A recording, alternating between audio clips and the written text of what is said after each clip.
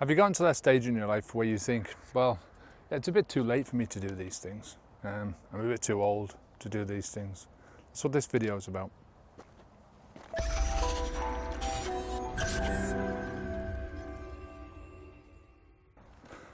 I'm Kevin O'Hara for alcoholmastery.com. Today I wanted to talk about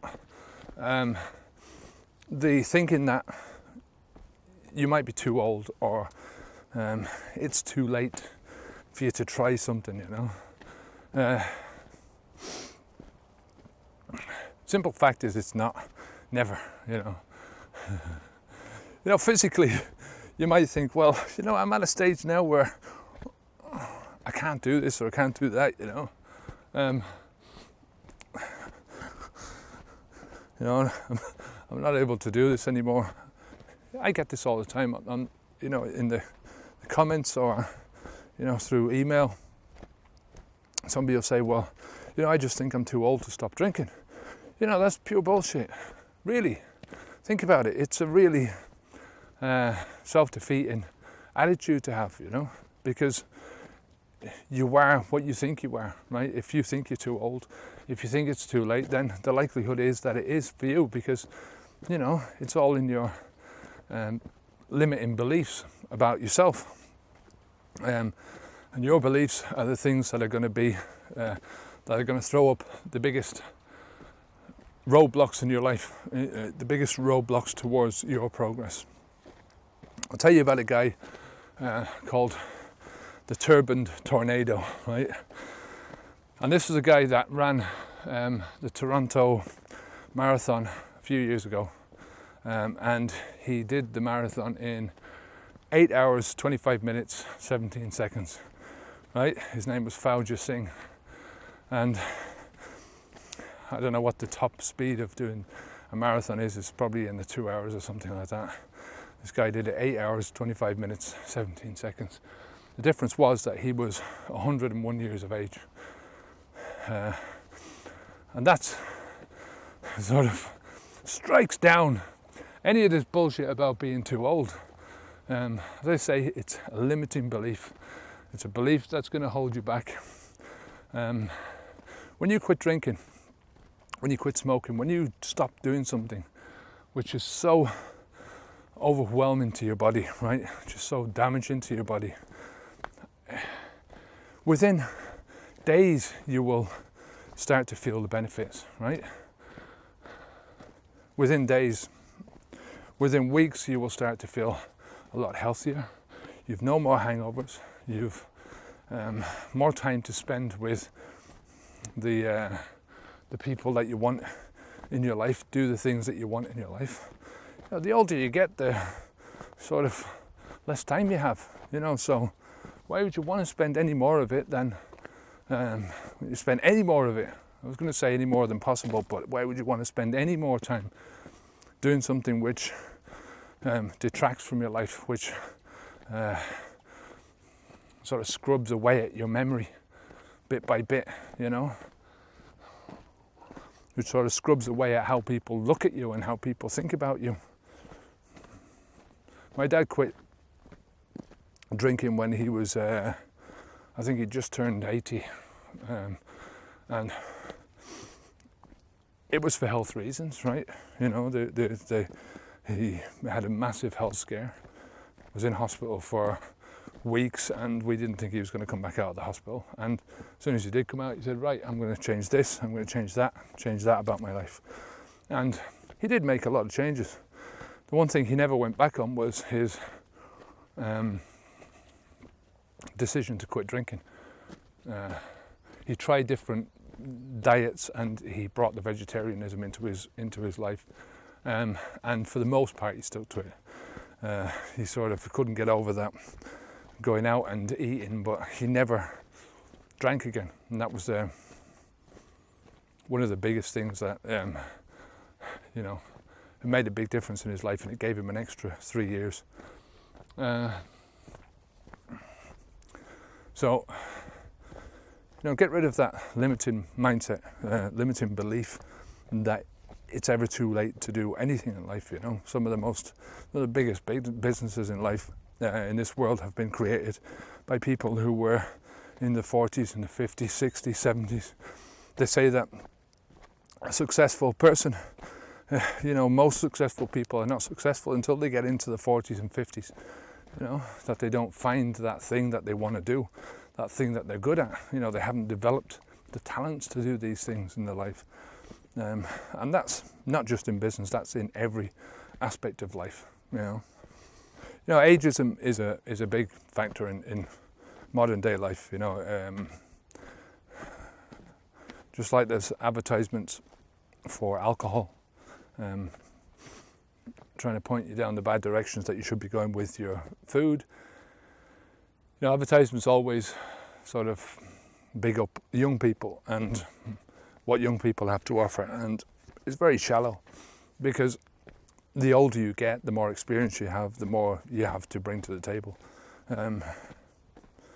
So I think when you get to a certain age in your life, I didn't stop drinking until I was 46, thereabouts, and it's the best thing I ever did. I have to look back at what I've done in the past and think, well, all my drinking led me to where I am now. So, if I could go back and change it, I probably would, right? I probably would see something different. I'd be a fool not to, But I can't go back and change it, so you have to sort of look at things from a different perspective then, and sort of look at things, well, if I can't change it, I have to change the way I view it. So I am the person that I am today because of my drinking. I understand things now because of my drinking. I'm doing this now because of my drinking. And I'm never going to drink again. That's the main thing, As I go through life now, I know that that's something that's not going to hinder me. I've sort of gone back over my life, gone back all over my alcohol career, and I can see where, it's sort of pulled me down a wrong path all these years, and, stopped me from doing the things that I wanted to do in my life, and stopped me from even thinking about different ways of doing things, and it's only since I've stopped drinking that I've actually gone to a certain place now where I consider all different aspects of my life. I consider different things that I can do, and I don't dismiss anything because I'm 50 now. I don't think that age is a factor. I think age is a factor in, if I wanted to do a marathon, I'm not going to be able to run it as fast as a 20-year-old, right?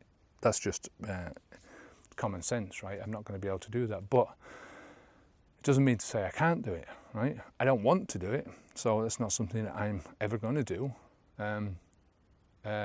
in my current thinking, right? But I might change my mind in 10 years' time, and I might think, yeah, it's a good idea. I might actually do a marathon, I think I could walk a marathon. I definitely will attempt to walk a marathon, but I don't really like running, so I'm not going to do that.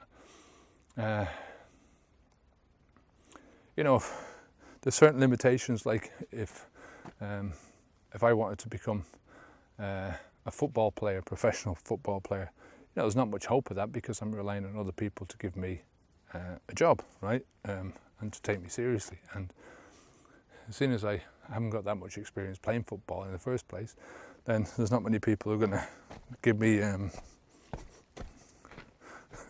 the chance, is there? So there are certain limitations, but most of those limitations are put on you by either by your physical fitness, by the outside world, by the environment, by other people. But most limitations are going to be put on you by yourself, by your limiting beliefs, by your beliefs that you can do something, or by your beliefs that you can do something. If you believe you can do something, then you can. If you don't believe you can do something, then you definitely can't. If you believe you can do something, then, at least you can give it a shot. You can try. If you don't believe something, you can do something, you're never going to fucking try. No matter, what happens. I think, as I say, you know, the older you get, the more experience you've got, just enabling you to deal with life. So you start out from a better position mentally than you did 10 years ago or 20 years ago, right? You quit drinking at this age, right? Whatever age you are now, right? Puts you into an even better position because, you know, 10 years ago you were drinking, fair enough. You were younger, fair enough. Your mind might have been younger, fair enough. Body might have been younger, fair enough. But you were hampering yourself with alcohol, right? You know, I'm talking about this from my perspective as well. I definitely can do a lot more things now, mentally especially, than I could do 10 years ago, 20 years ago, because my mind was in a completely different place. You know, my idea of fun, of life involved poisoning myself with this stuff. So now that I'm 50 years of age, I'm 4 years out of drinking alcohol and 4 years into my new life without alcohol. I feel great. There's a lot I still want to do. There's a lot that I can do in my life to improve my health and to improve those aspects of my health and to improve my mental health. But I'm on a good journey now, and I've taken one of the biggest leaps and taken one of the biggest steps across that divide, you know, across that, you know, that's getting me to that stage where I can seriously consider doing some good things in my life and set some really good goals, you know. And I'm not talking about just a goal of doing a marathon in 10 years time, fuck that, you know. I'm talking about doing something, you know, reaching for the stars sort of thing, you know, setting some fantastic goals in your life, because the bigger the goal you set, the more enthusiasm you can bring behind it, you know. You know, what's the point in setting small goals for yourself? You know, you've only got one life. This whole process of goal setting is not to reach the goal, it's the journey that takes you to the goal, you know. The people that you're going to meet while you're going on that journey, the places that you're going to go to, the things that you're going to learn about the world, about yourself, about whatever it is, you know. That's the whole point of goal setting, is the journey, you know. You know, it's nice to get to the goal and then to start planning another goal and another goal and another goal. But, you know, and you're never too old to set fantastic goals, you know. So long as you've got the physical capability of carrying out the tasks that you need to get to that goal, then go for it, I say, you know. You know, getting back to the start, you are never ever too old to stop drinking.